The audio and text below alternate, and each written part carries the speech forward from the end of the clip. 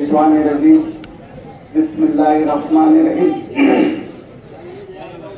शहनशीन पे तशरीफ फरमा आज की इस अजीम शान मीटिंग के सदर आली जनाब खलील भाई बेकरी वाले,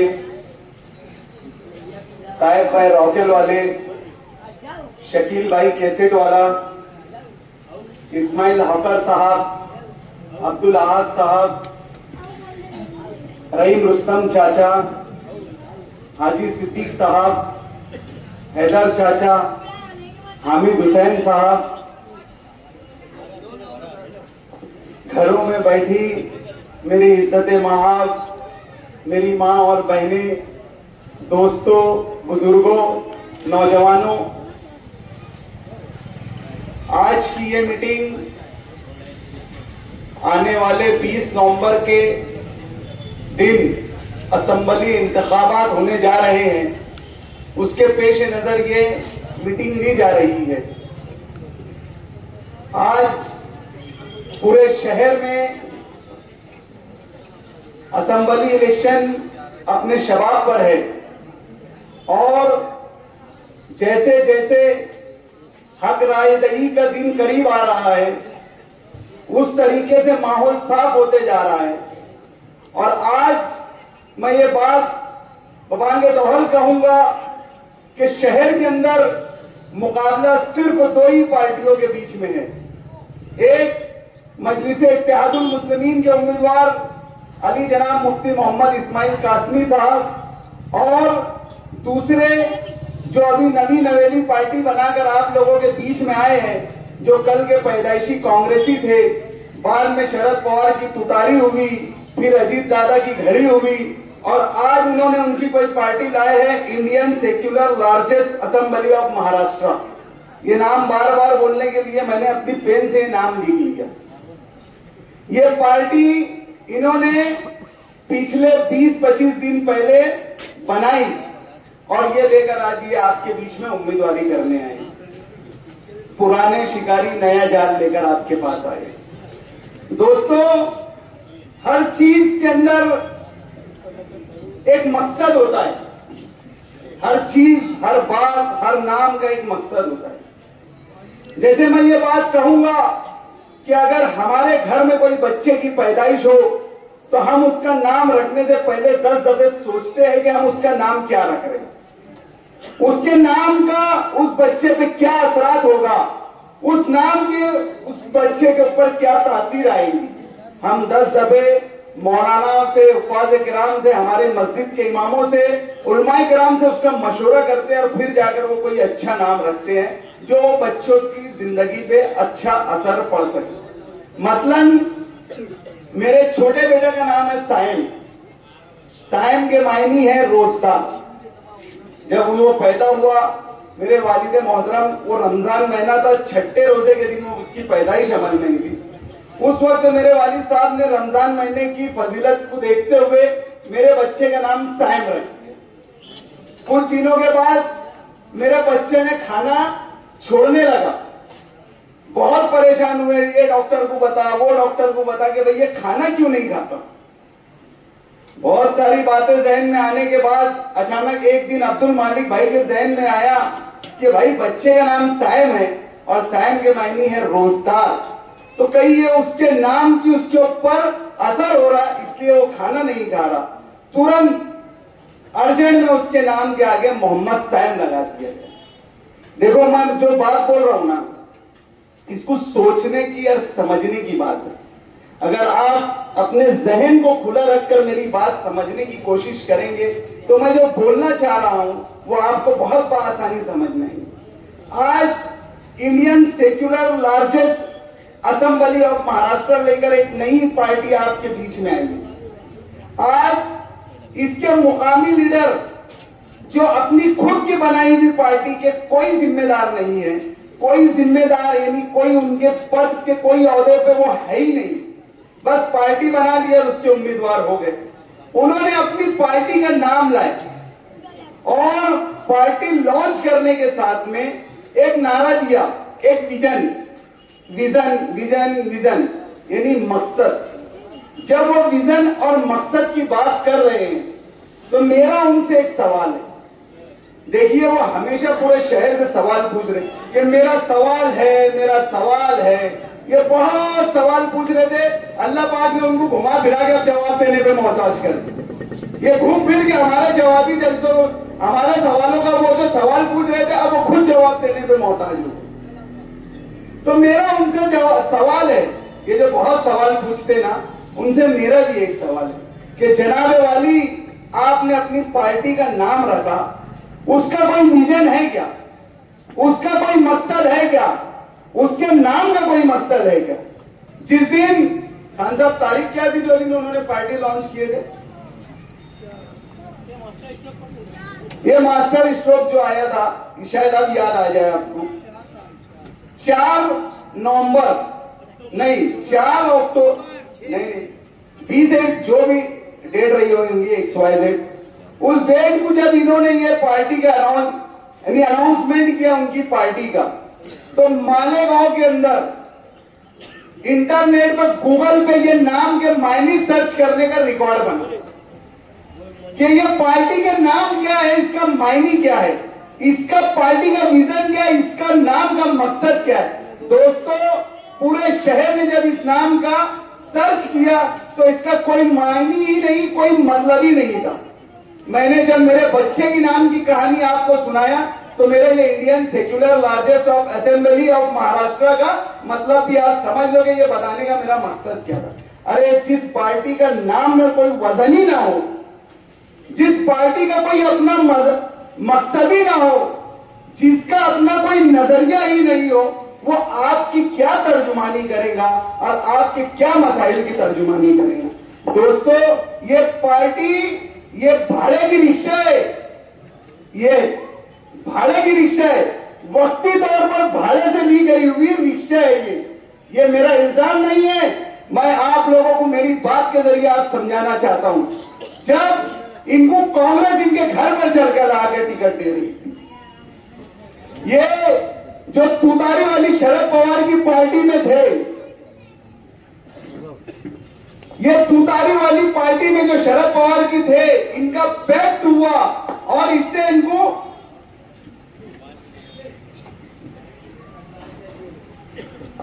टिकट मिल सकता था, कांग्रेस से इनको टिकट मिल सकता था। इनको शरद पवार ने अपने पास बुलाकर बैठाया कि तुमको पार्टी छोड़ने की जरूरत नहीं है, अगर मेरे सिंबल में आपको टिकट नहीं मिलेगा तो मैं आपको कांग्रेस से टिकट दिला के दूंगा। अरे, पूरे हिंदुस्तान में नहीं, पूरे माहौल बन चुका है कांग्रेस का, और मालेगांव शहर के अंदर 2 लाख कांग्रेस की उम्मीदवार वोट मिली है। आप क्यों पार्टी छोड़ रहे? ठीक है, कांग्रेस की ये अपनी रिवायती सीट है, हम ये सीट आपको दिला कर देंगे, आप बेफिक्र रहिए। लेकिन नहीं, इन्होंने आनंद फानन पार्टी छोड़ दी। क्यों पार्टी छोड़ दी? ये ओरिजिनल में बीजेपी के एजेंट है। इन्होंने कोई मकसद नहीं है इनके नाम का पार्टी का, बस पार्टी बनाना है, कोई भी तरीके से हरा झंडा लाना है और ऐसा कोई नाम लाना है जिससे मुसलमानों के जज्बात मगलूब हो सके और शहर के अंदर एक मजहबी जज्बात का फायदा उठाया जाए और वोट हासिल की जाए।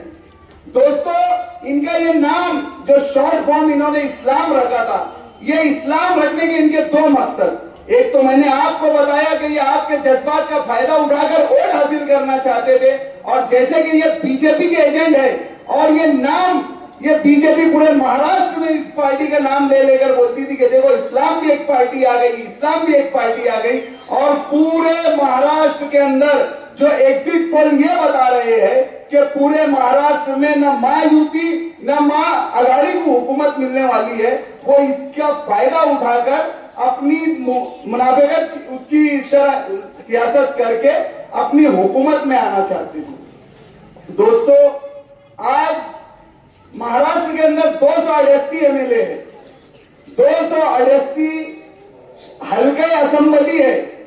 अजीत दादा पवार ने पूरे हिंदुस्तान, पूरे महाराष्ट्र के अंदर कहीं सोलार के लिए बजट नहीं दिया। अरे, ये वो बीजेपी ने ये सोलार का बजट थी जो मुसलमानों के आंख पोंछ कर देख ली, जो मुसलमानों के खान पान रहन सहन हर चीज पर नजर गड़ा के रखेगी। वो मस्जिद को 5 करोड़ रुपए सोलार का बजट देंगे। ये खुश होने का मौका नहीं है, ये लम्हा फिक्रिया है, ये सोचने का मौका है कि बीजेपी तो 5 पैसे तुमको नहीं दे सकती, वो तुम्हारी मस्जिदों पे सोलार लगाने के लिए 5 करोड़ क्यों देंगी। ये बीजेपी की एक साजिश है कि मालेगांव में आसिफ शेख रशीद किस तरीके से चुनकर आए और उनके चुन के आने के लिए राय हमवार करने के लिए उनको स्पेशल बुलाकर बजट दिए जा रहे हैं। अजीत दादा की अपनी पार्टी से, अपने टिकट से, उनके अपने सिंबल घड़ी निशान से कई मुस्लिम उम्मीदवार एमएलए इलेक्शन लड़ रहे। अजीत दादा ने उनको नहीं दिए, इनको क्यों दे दिए 5 करोड़। ये पूरा अकलियतों का शहर है, यहाँ टोटल 95% मुसलमान वोटे हैं, इसलिए यहां पर सोलार का लॉलीपॉप दिया गया। दोस्तों, मस्जिद जो है ये तकवा का मुकाम होता है और जहां फतवा आता है वहां से तकवा चला जाता है। आज ठीक है, बड़े बड़े उलमाए किराम ने बड़ी कराइयत के साथ, बड़ी मजबूरी के साथ फतवा दिया कि हाँ ठीक है हम लगा सकते हैं। आज हमारी सबसे बड़ी आज दुनिया के अंदर कोई जगह बाकी है रूहानियत की जहां हम हमारे ईमान को जिंदा कर सकते, वो है जगह मस्जिद। मस्जिद में अगर कोई चीज खलत मलत होती है तो आज तुम्हारे ईमान की रूहानियत में कितना असर रहेगा, ये आज हमारे लिए सोचने का लम्हा फिक्रिया है। आज मालेगांव का मुसलमान नहीं बल्कि हिंदुस्तान का मुसलमान इतना तो भी गैरतमंद है कि जब वो हजारों और लाखों रुपये बिजली का बिल भर सकता, तो ये हुकूमत की 5 करोड़ रुपए की इमदाद से सोलार क्यों लगाएगा। खैर, सबकी अपनी अपनी मसाइल है, सबकी अपनी अपनी बातें। आज सोलार लग चुका है, कोई बात नहीं, लेकिन पूरे महाराष्ट्र में तो नहीं कहीं लगा, ये मालेगांव में ही क्यों लगा। हो सकता आसिफ शेख रशीद साहब के पास कोई सुरखाब के पर लगे होंगे जो इनको सोलार का इन्होंने लड्डू दे दिए। आज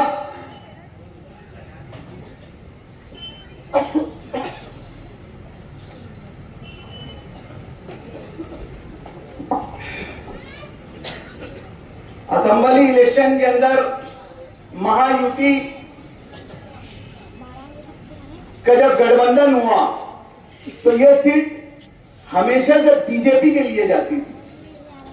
यहां से बीजेपी का उम्मीदवार दिया जाता था, भले वो 4000 5000 ही वोट क्यों ना ले, लेकिन ये सीट बीजेपी की रहती थी। लेकिन अब जब गठबंधन बना, जहां पर कांग्रेस ने अपनी रिवायती सीट नहीं छोड़ी, समाजवादी से उन्होंने पैक्ट तोड़ना पसंद कर लिया लेकिन अपनी सीट नहीं छोड़ी, वहीं बीजेपी ने ये सीट अजीत दादा गढ़ के राष्ट्रवादी को दी, अजीत दादा की राष्ट्रवादी को दे दी। अजीत दादा के पास यहाँ के मुकामी लोग थे, उम्मीदवारी करने वाले लोग थे। इसराइल इस्कू साहब, मैं नाम लेकर बोल रहा हूँ, इसराइल इस्कू साहब अजीत दादा पवार साहब से जाकर मिले, उन्होंने इंटरव्यू दिया कि मैं आपकी पार्टी से यहाँ पर उम्मीदवारी करने का ख्वाहिशमंद हूँ। हर कोई लीडर ये चाहता कि भले मुझे वहां पर मेरा उम्मीदवार चुनकर नहीं आ सकता, लेकिन इलेक्शन कमीशन के अंदर मेरी पार्टी की पोजीशन मजबूत रहे, कुछ न कुछ वो वहां से वोट ले ले जो मैं बता सकूं। लेकिन अजीत दादा पवार ने इसराइल इस्कू साहब को साफ मना कर दिया और इस बजरिए ये आसिफ शेख रशीद के वास्ते ये सीट छोड़ दी गई। और सारी चीजों पे अगर आप इस बात को तरतीब से गौर अगर करेंगे तो मेरा ये जो इल्जाम है ये इल्जाम नहीं रहेगा, कहीं ना कहीं जाकर सच साबित होगा। अगर आप अपने जहन को खोलकर मेरी बात सुनेंगे और सोचेंगे तो इंशाअल्लाह अजीज आप ये नतीजे पे पहुंचेंगे, ये नतीजे पे जरूर पहुंचेंगे कि मोहतरम कहीं ना कहीं परे पर्दा आज बीजेपी के एजेंट है।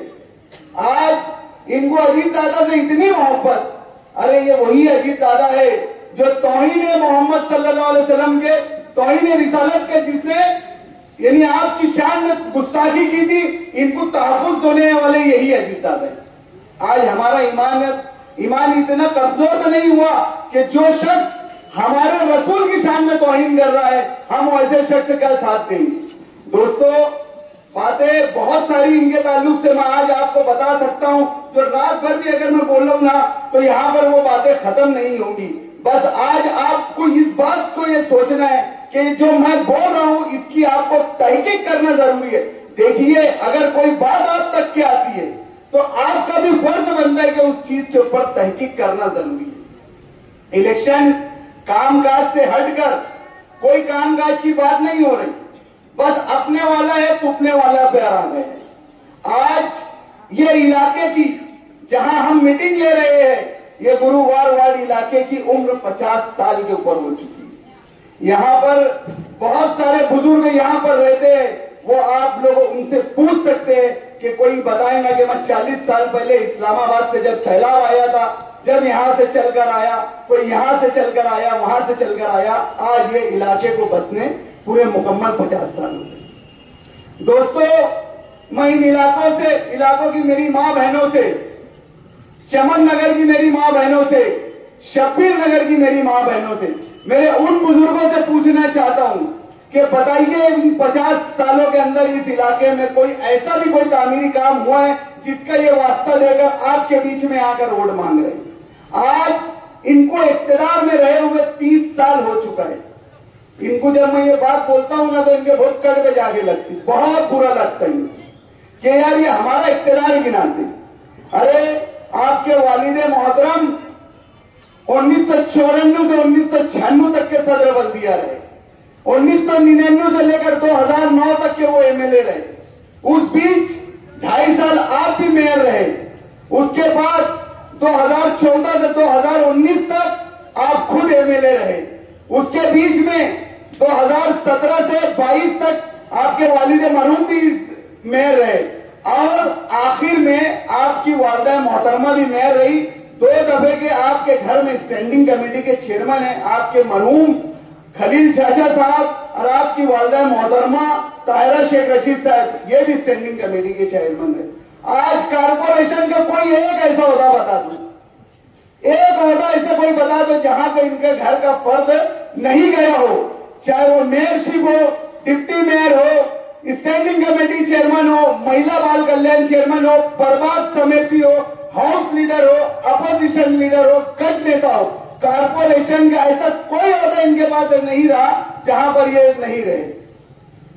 30 सालों के इस इख्तियार के दौर में कभी गुरुवार वार्ड को कोई तामीरी काम नहीं, कभी नहीं दिया, एक काम नहीं दिया। यहां आकर काम निकाल कर गए, यहां पर अपने टूटने की बात करके गए, लेकिन कभी कोई काम नहीं दिया। मेरे घरों में बैठे मेरे बुजुर्ग भी मेरी बात सुन रहे होंगे, आप भी मेरी बात से सहमत होंगे। इन इलाकों में अगर तामीरी काम हुए हैं तो यही 7 सालों के अंदर काम हुए। आप जिस रोड में बैठे हो, यहां से अमीनिया मस्जिद से अगर आप शुरू करेंगे तो पूरे वार्ड नंबर 18 के अंदर आरसीसी सीमेंट रोड ये मैंने बनवाया, और पूरे गांव के अंदर मैंने मिसाल कायम करी सीमेंट रोड। आज पूरा शहर वार्ड नंबर 18 की मिसाल देता है कि जाकर देखो वहां का काम, और वहां के जैसी सीमेंट रोड बनाओ। आज ये इलाके की जो पहले 10 साल पहले मिसाल दी जाती थी, आज वो मिसाल को हमने बदला और आज तामीर और तरक्की का नया गहवर बनाकर हमने मिसाल के तौर पर आज पेश किए। काम हमने किए, वोट का हक भी हमारा है, लेकिन ये सिर्फ इलेक्शन के टाइम पे आए, सिर्फ इलेक्शन के टाइम पर आएंगे, आपकी अपनी वोटों का सौदा लेकर आएंगे। कभी 200 रुपये लेकर आएंगे, कभी 500 रुपये लेकर आएंगे। दोस्तों, ये 5 साल पहले जब असेंबली इलेक्शन हुआ, 5 साल पहले 2019 में इलेक्शन हुआ, ये शिकस्त से 2-4 हो गए। मुझे बताओ 2019 से लेकर 2024 आए तक के 5 साल का अरसा गुजरा। इन 5 सालों के अरसे में लॉकडाउन का भी अरसा आया, कई त्योहार बाहर आए, कभी इनके खानवादे का कोई आपके बीच में आया? कहां गई ये 5 साल? कहां थे ये हाजी खालिद शेख रशीद साहब, आसिफ शेख रशीद साहब, एहसान शेख रमजान साहब, और वो इब्राहिम शेख जलील, वो अकरम शेख बशीर, ये बड़े बड़े नाम, खानवादा शेख रशीद के चश्मो चिराग जो आज होंडा पे दंदनाते फिर रहे हैं, उनके आवारा अंटर पंटरों को लेकर और अपने अपने वाले बोलने का नारा लगा रहे हैं। ये 5 साल से कहां थे? 2019 से ये 24 साल तक के कहां थे? अरे इतना खामोश मत रहो, मेरी बात का जवाब दो। जब लॉकडाउन आया अपने को अपना नहीं पहचान रहा था, जब कहां थे? अरे यही माजिद हाजी था। अल्लाह ने जितनी मेरी मिसाल पर मुझे दिया, मैं हर वो घर पर दस्तक दिया। कोई घर मुझे बता नहीं सकता कि मैंने ये घर छोड़ कर दिया, कि वो घर छोड़ कर दिया, कि ये करा वहां नहीं करा। आपके हर सुख दुख में हम यहाँ रहे। अरे मुफ्ती मोहम्मद इस्माइल कासमी साहब ने इन इलाकों की तामीर के लिए मुझे 50 लाख रुपए का फंड, 50 लाख रुपए का फंड दिए, और कभी पूछना भी नहीं आए कि तू कहां ये फंड डाला, कि मैं इफ्तिताह करने आऊंगा। उनसे लोगों ने बोले कि चलो वार्ड नंबर 18 के कामों का हम इफ्तिताह करेंगे। मुफ्ती साहब बोले वहां माजिद हाजी काफी है, उसको दे दिया, मुझे उसके वहां जाने की जरूरत ही नहीं है। वो कोई नाम नमूद के लिए आपके बीच में नहीं है। मैं काम बताता हूँ ना, 50 लाख रुपए का काम कहां दिए उन्होंने। जाफर बिन अब्दुल अजीज मस्जिद से लगकर नांदेड़ी स्कूल तक के 20 लाख रुपए के बजट से उन्होंने काम दिया। ये जो रोड है, ये यहाँ पर मज्जू भैया के दूध की दुकान से लेकर सैलानी चौक तक के इन्होंने 8 लाख रुपए का मुफ्ती साहब ने मुझे बजट दिया। 30 लाख रुपए का बजट अमीनिया मस्जिद के पीछे वाली गली, डॉक्टर अफजाल के पीछे वाली गली, नवाब बेकरी के पीछे वाली गली, इसके लिए उन्होंने 30 लाख रुपए का फंड दिया। हाजी कमर साइकिल वाले साहब के यहाँ शादी होने की वजह से वो काम हमने पेंडिंग कर दिए। उनके यहाँ शादी हो जाएंगी इंशाअल्लाह, वो काम हम वही उनके हाथों से, हाजी कमरुद्दीन साइकिल वाले साहब के हाथों से ये काम हम शुरू करेंगे। रिजल्ट कुछ भी, काम पर बात होनी चाहिए। काम पर आपने क्या किए, इलेक्शन का तर्ज जो है, इलेक्शन की जो रूह है, इलेक्शन की जो हकीकत है कि आपका मुहासबा होना चाहिए कि आपने भी 30 साल का इख्तिदार का मजा चखा, 30 साल का इख्तिदार का मजा चखा है आपने, उस पर बात होनी चाहिए, नहीं बल्कि अपने वाला और तुपने वाला। अरे भैया आप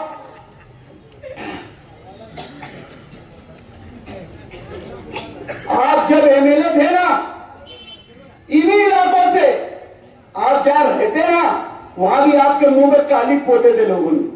लेकिन यही गुरुवार का इलाका है जो 2014 में तुम्हारी इज्जत बचाया था और तुम 14,000 की लीड से चुन कर आए थे। लेकिन 2014 से 2019 तक बताओ ये गुरुवार वार्ड में तुमने बतौर एमएलए क्या दिया? ये माचिस के खोखों को छोड़कर, ये माचिस के खोखे स्टडी सेंटर बंद कर दिए। एक यहां पर है, एक मुकुटवाली में है और एक खालिद बिन वलीद ग्राउंड में। ये माचिस के खोखे बनाकर जो अच्छा शादी हॉल बन सकता था, वो जगह को भी इन्होंने माचिस का खोखा बनाकर स्टडी सेंटर के नाम पर चले। ये 3 स्टडी सेंटर के अलावा आपने गुरुवार वार्ड में क्या दिया? आपने तो दिया नया पूरा इस्लामपुरा पक्के वाले को काम लिया आपने। ये स्टडी सेंटर है, ये देखो, ये स्टडी सेंटर का मतलब क्या है कि यहाँ की बस्ती में बसने वाले सभी गरीब बच्चे यहाँ आकर स्टडी करेंगे, क्योंकि यहाँ की बस्ती छोटे छोटे घर है, लाइट पावर नहीं रहती। तो यहाँ पर आसिफ शेख रशीद साहब ने उनके अपने आमदार निधि से, देखो ये स्टडी सेंटर, जिसको नहीं देख रहा ना वो उड़ के देखना, यहाँ पर 3 मंजिला स्टडी सेंटर बना दिए, यहाँ पर कंप्यूटरों की लाइन लगा दिए, यहाँ पर हर वो सहूलत दे दिए, हमारे गरीब बच्चे आकर यहाँ पर पढ़ेंगे। बताओ देखो यहाँ पढ़ेंगे। और ये स्टडी सेंटर है, ये गुरुवार वार्ड का स्टडी सेंटर है। आप जाके देखो बकरीदी मस्जिद के सामने वाला स्टडी सेंटर, जाकर देखो। अरे गुरुवार वार्ड के लोगों, अगर तुम में थोड़ी भी गैरत जिंदा है तो जाकर देखो नया पूरा बकरीदी हाजी मस्जिद के सामने का स्टडी सेंटर, हर तमाम सहूलतों से आरिस्ता है। वहां पर कंप्यूटर्स है, वहां पर पावर जाए तो इन्वर्टर का इंतजाम है, वहां हर चीज की सहूलत है। बच्चे आए तो उनको ठंडे गर्म पानी पीने की मशीन है, जिम खाना बना के दिए, क्योंकि वो पक्के वार्ड से चुन कर आए थे ना, तुम्हारी ओर से से चुन के आए थे वो, तो सहूलत भी वही देंगे ना, ये गुरुवार वाले में क्यों देंगे? अरे मेरे गयूर नौजवानों, मेरी मां बहनों, खुदारा तुमको होश के नाखून लेने का वक्त है। ये अपना और तुपना असलियत का वक्त नहीं है। हम एक अल्लाह, एक रसूल, उसको मानने वाले हैं, उस एक रसूल को मानने वाले हैं जिसने अपने आखिरी खुतबे में अपने हज्जतुल विदा के मौके पर कहा था कि किसी काले को गोरे पर नहीं, किसी अरबी को नबी में फोकियत नहीं, अगर किसी को फोकियत होगी तो उसके दीन पर होगी। तुम्हारे को जात और बिरादरी के नाम से नहीं पूछा जाएगा। अरे ठीक है, अगर हमारे वाला था, तुम्हारे वाला था, तो मैं क्या घंटा वाला था? अरे मैं भी तो दखनी हूं, मैं भी तो दखनी हूं, ओरिजिनल दखनी शेख अब्दुल माजिद हूं मैं। गोली मुझसे क्यों चली? मेरे बड़े भाई पे गोली क्यों चली? क्यों वो दखनी नहीं था? ये कि ओरिजिनल लखनी था नामपुर का, ये था क्या? हाँ, आज मुफ्ती साहब देर इलाज हुए, चले गए तुम उड़ा के देखने के बाद। अब्दुल मालिक 2 महीना हॉस्पिटल में देर इलाज था, 2 महीना। कहां थे तुम? तुम्हारी गैरत ईमानी नहीं थी, तकनीयत नहीं थी तुम्हारे अंदर। हाँ, अरे किसने मारा, क्या मारा, वो पुलिस तहकीक करेंगी। तुमने फैसले में, तुम्हें नतीजे में पहुंच गए, तुम्हारे घर पे डब्बा बुला के बैठा लिए। हाँ, तुम आते हिम्मत से, हिम्मत जुटाते कि मैंने नहीं फायरिंग करा, मेरे भाइयों ने नहीं फायरिंग करे, हम क्या तुम्हारी नटाई दबा दे रहे थे? अरे इन्होंने इनके वालिद और मोहतरम की मैयत पर भी सियासत कर, सबूत है, रिकॉर्डिंग है। हमको मना किया गया कि ये इनको, ये खानवादा यूनुस ईसा को ये मैयत में नहीं आने देना चाहिए। अरे हर मुसलमान को, एक मुसलमान के ऊपर 3 फराइज। पहला, उसके सलाम का जवाब देना चाहिए, और दूसरा, अगर ये फर्ज आज जो हालात है, यानी ये हिकमतों भरा दीन है, अगर किसी मुसलमान की मैयत हो जाए तो उसमें शरीक होना, अगर ये सारे मसाइल ना होते ना, तो एक मुसलमान को दूसरे मुसलमान की मैयत में शरीक होना फर्ज रहता था। लेकिन इन्होंने मैयत में आने, इनके चाचा शेख खलील की के टाइम में हमको मैयत में आने के लिए रोक दी। उस वक्त हमारे पास कोई सबूत नहीं था, इसलिए हमने बहुत ज्यादा कोई सफाई नहीं पेश करी। उल्टा इन्होंने हम पे इल्जाम लगाए कि खलील दादा के इंतकाल पे इन्होंने जाकर वहां पर हाईवे के पीछे फटाकेबाजी करे। अल्हम्दुलिल्लाह सुम्मा अल्हम्दुलिल्लाह, अल्लाह का बेपनाह एहसान है, तुमसे कई ज्यादा ईमान हम में मजबूत है। किसी की गम में और मैयत में ये ऐसी हरकत खानवादा यूनुस ईसा कभी नहीं कर सकता। लेकिन इनको झूठ बोलने की आदत है। जब शेख रशीद साहब इस दुनिया से चले गए, हमने मैयत में जाना चाहा, मेरे वालिद मोहतरम निकल चुके थे, आगरा रोड तक के गालिबन पहुंच चुके थे। मेरा भांजा अरबाज खान यहां पर खड़ा है, उसने फोन लगा के रोका, क्योंकि सब में पहले उसको ही फोन आया था। जावेद मेंबर, साबिक कारपोरेटर जावेद अब्दुल सत्तार, इनके जो चाचा है शेख जलील शेख शफी, उन्होंने उनको फोन करके बोले कि भाई उनको आने मना कर दो, यहां वातावरण खराब हो जाएगा।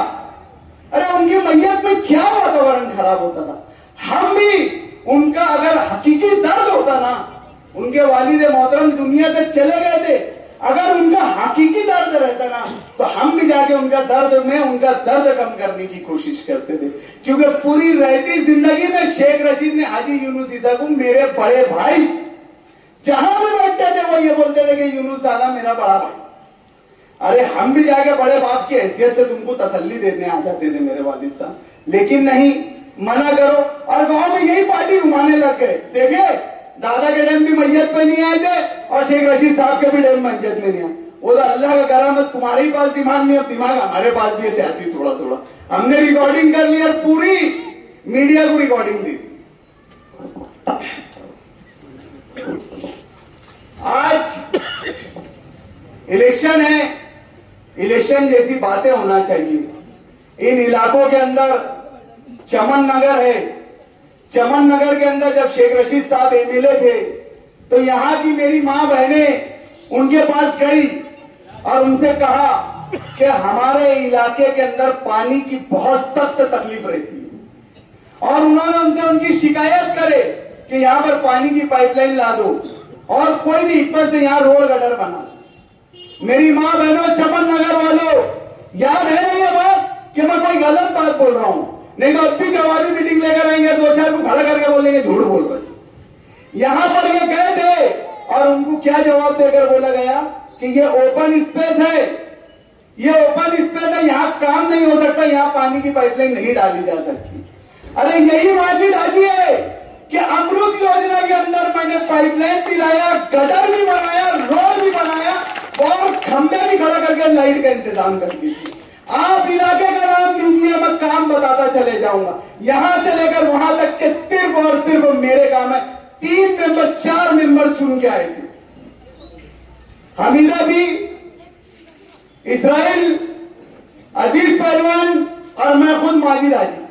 ये 4 मेंबर चुन के आने के बाद ये चारों मेंबर ने खड़े रहना यहां पर और अपने अपने काम बताना कि इन्होंने ये इलाके में कहां काम करे, कौन से इलाके में काम करे, कहां काम करे।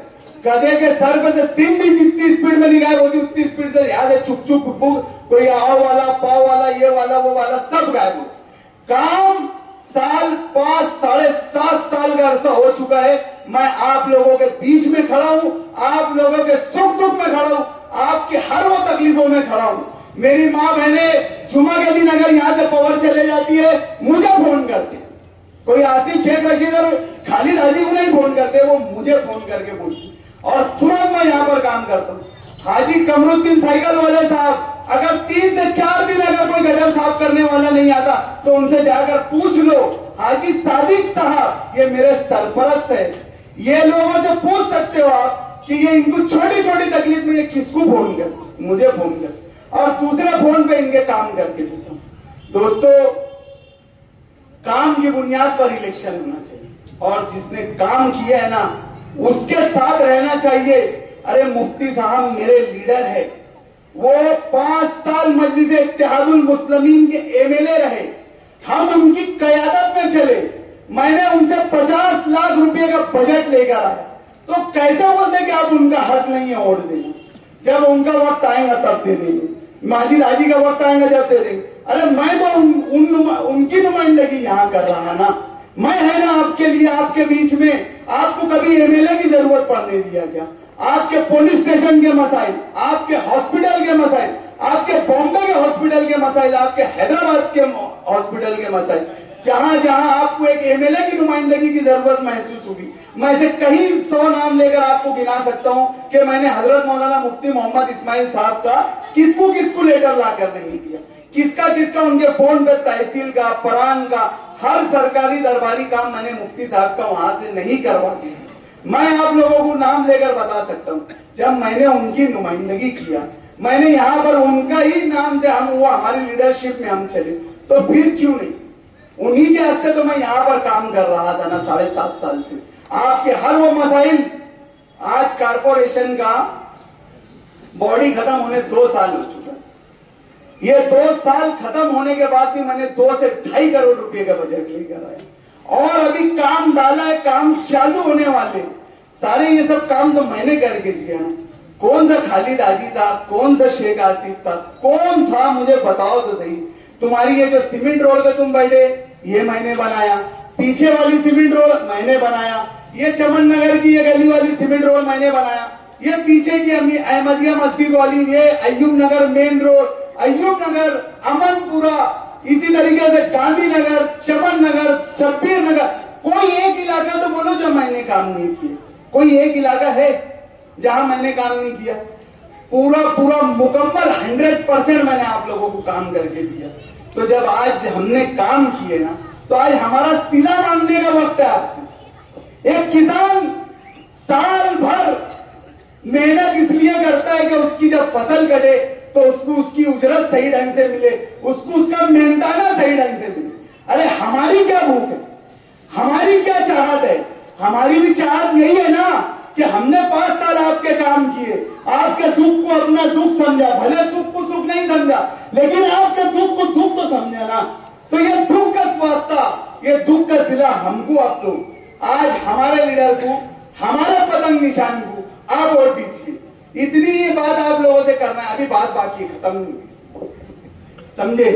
ये रिक्शा जो निशानी आप लोगों के बीच में लेकर आए हैं और जो चतरे का गाना बजा के बच्चों को नचा रहे, ये नासेबा हरकत इन्हीं से बही है। ये सारी हरकत जो चतरा का गाना लाकर बजा रहे, ये गाने का मतलब क्या है? कामा व जाइला उशीरा जाइला, पर वही रिक्शा वाला काम पे जाना है, देर हो रही है, रिक्शा वाला का झक मारा। ये गाने का मतलब है, ये मैं नहीं बोल रहा। और ये गाना बजा रहे और हमारे बच्चे नाच रहे। ये हमारी तहजीब है, ये हमारी तहजीब है। ये रिक्शा, हमारे रोक भाई बोलते हैं ये रिक्शा MH41 नहीं, ये MH4 है। ये रिक्शा देवेंद्र फडणवीस, नरेंद्र मोदी के खासुल खास RSS की पैदावार, नागपुर जो हेडक्वार्टर है ना RSS, मालूम है RSS कौन? जो मुसलमानों की दुश्मन, वो खाकी चड्डी वाले, वो RSS का हेड देवेंद्र फडणवीस, बीजेपी का नायब वजीर आला, ये उसके पंडर है। ये गुरुवार वार्ड है। यहां पर दवा खाने की भी जरूरत होती ना तो मेंबर को फोन लगाते। अगर पुलिस स्टेशन में मामूली सा भी कोई झगड़ा हो जाए ना तो मेंबर को फोन लगाते। क्यों मेंबर को फोन लगाते? क्यों? क्योंकि तुमने उसको वोट दिया हुआ है। तुम उसको हक जताते कि चल दवा खाने में हमारे साथ चल, पुलिस स्टेशन में हमारे साथ चल, तो इसलिए फोन लगाते। अब आसिफ शेख रशीद ने जब अब्दुल मालिक के ऊपर फायरिंग हुई, जब तफ्तीश शुरू हुई, तहकीकात शुरू हुई, हमको क्या मालूम कि किसने गोली चलाया, लेकिन जब तफ्तीश शुरू हुई तो पहला नाम आता मंसूर शेख बशीर।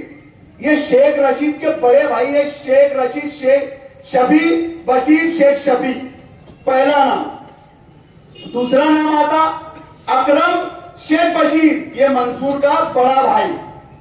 तीसरा नाम आता एहसान शेख रमजान, ये तीसरा नाम। इनकी पूरी खानदान, ये शेख रशीद के छोटे भाई है शेख रमजान, मरहूम शेख रमजान। पुलिस की तफ्तीश तहकीकात में ये नाम आए। हमने कोई फरियाद नहीं दिया। पुलिस स्टेशन में जाके पूछ लेना, गुरुवार वार्ड के लोगों, मेरी मां बहनों, हमने कोई पुलिस को नाम नहीं दिए कि शेख आसिफ ने गोली चलाया, कि इसने चलाया, कि उसने चला। हमको सब मालूम था।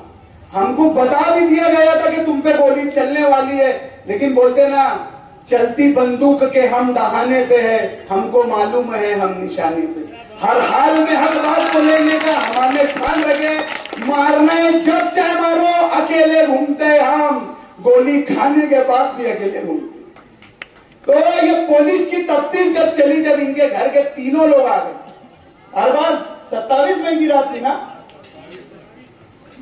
27 मई की रात थी, इतवार का दिन था, पीर में ढल रहा था, जब अब्दुल मालिक साहब के ऊपर फायर हुई और तफ्तीश शुरू हुई।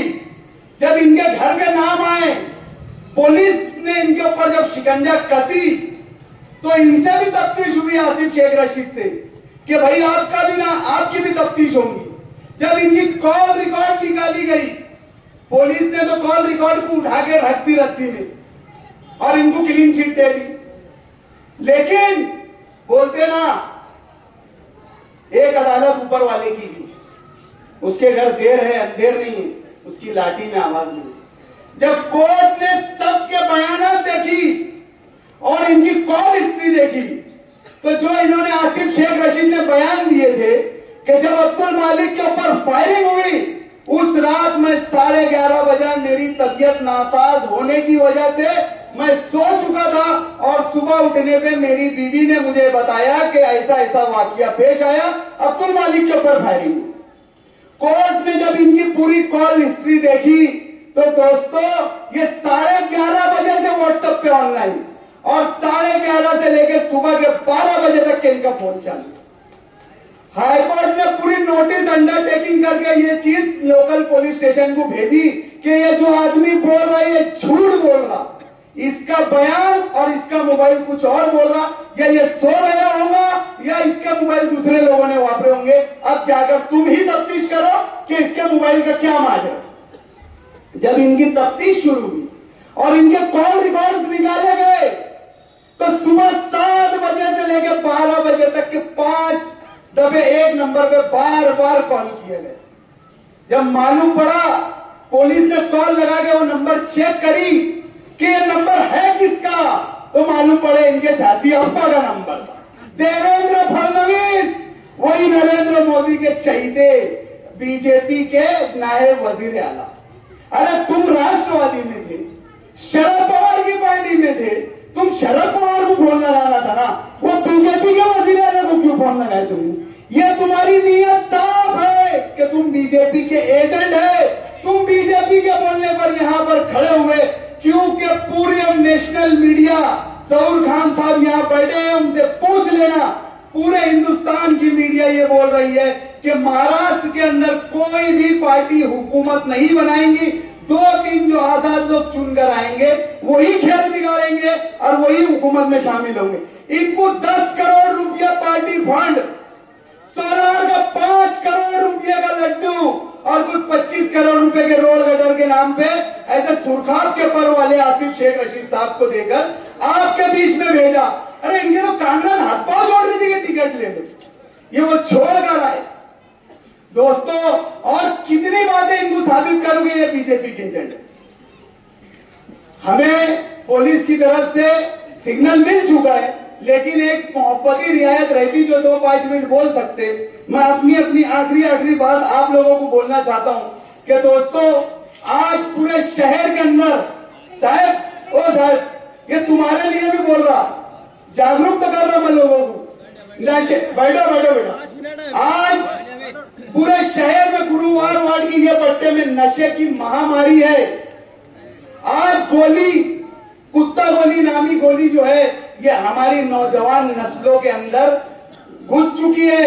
आज हमारी नस्लें ये गोली खाकर हमारी नस्ल बर्बाद हो गई। मेरा आपसे एक चुपता सवाल है, वोट आपको देना है, मुफ्ती साहब को दो, एजाज बेग को दो, आसिफ साहब को दो, चलो जाओ किसी को भी दो, मैं आपको नहीं बोलता, लेकिन वोट एक अमानत है, आपको सोचकर समझकर वोट देना है। आज आप देखो इन इलाकों में जो नशे का कारोबार चला रहे, इन इलाकों में जुए सट्टा का कारोबार चला रहे, इनके पीठ के पीछे कौन खड़ा है? तुम गौर कर लेना, उसके बाद जाकर जो तुम समझना है, ये ईमान की गैरत और मजबूत ईमान की तुम्हारी वो रहेंगी कि तुम्हारा ईमान कितना मजबूत है। अगर तुम बुराई को मुंह से नहीं रोक सकते, हाथ से नहीं रोक सकते, तो मुंह से बुरा बोलो, और बुरा भी नहीं बोल सकते तो दिल में बुरे को बुरा समझो। और जमहूरियत ने तुमको हक दी है कि तुम 4x4 के अंदर जाकर अपनी हक रायदही का इस्तेमाल कर सकते। वहां तुमको अल्लाह के सिवा कोई देखने वाला नहीं, ना कोई आसिफ शेख रशीद आएगा देखने, ना कोई माजिद आजी आएगा देखने का। तो आपको अपनी ज़हन की फिरासत खोलकर अपनी हक रायदही का, अपने बच्चों के बेहतर मुस्तकबिल के लिए आपको वोट देना है। हमारा निशान पतंग है। अगर आपकी ज़मीर की आवाज आपको अगर झिझोड़ी मेरी बात से, तो इंशाअल्लाह इज़्ज़त अल्लाह की ज़ात से मुझे इतनी यकीन है कि आप लोग बस जरूर पतंग का निशान 5 नंबर वाला बटन दबाएंगे। पाक पंजतन का 5 नारा, एक नादरा है हक ला इलाहा इल्लल्लाह। तेरा मेरा रिश्ता क्या, तेरा मेरा रिश्ता क्या, तेरा मेरा रिश्ता क्या। अस्सलाम वालेकुम।